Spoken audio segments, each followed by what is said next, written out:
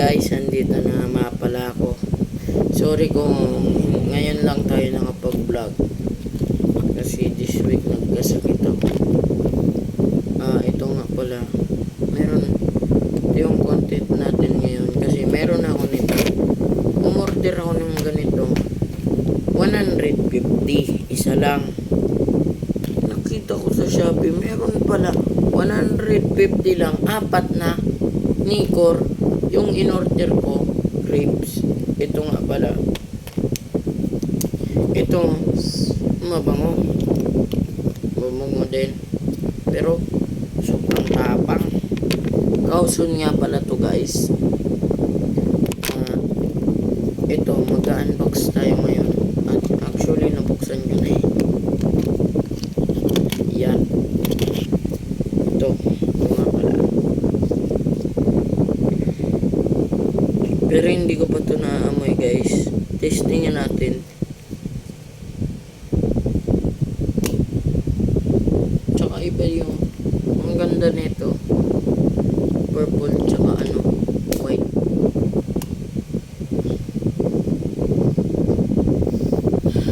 Ang bango. Mas gusto ko to. Mas gusto ko to. Sakto lang yung amoy.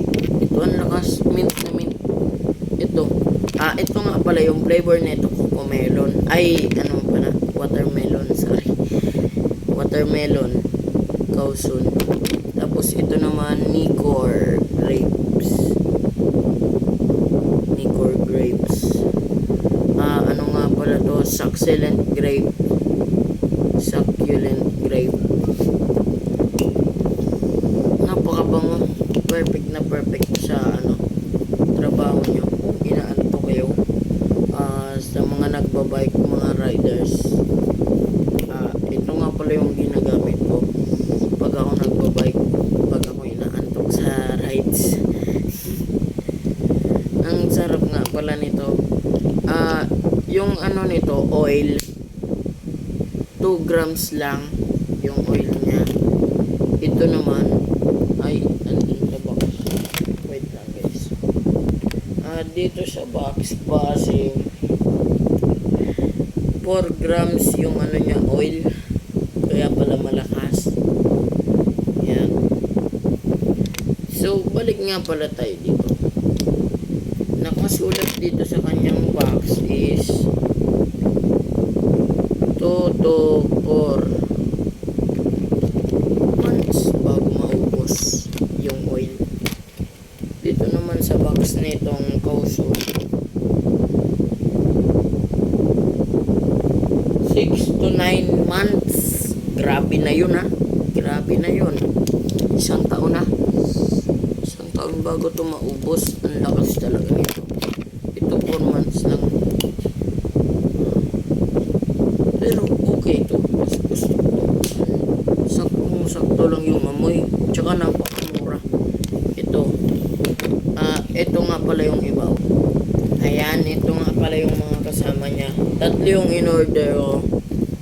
Tapos, ayan, 3. 4 nga pala yung dumating sa akin. Buy 3, take 2. Ay, take 1. Ayan, napakamura. Tapos, napakabango pa. Sulit na yung pera mo dun. Yan saktong-sakto lang yung amoy. Ay, napakabango. Ang sarap amoy nito.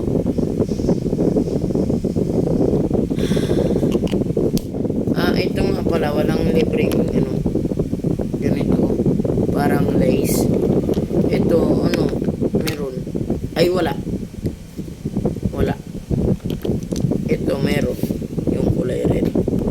Ito, wala nga pala itong libre. Yung parang lace. Pero meron ako ditong nabili. Parang lace.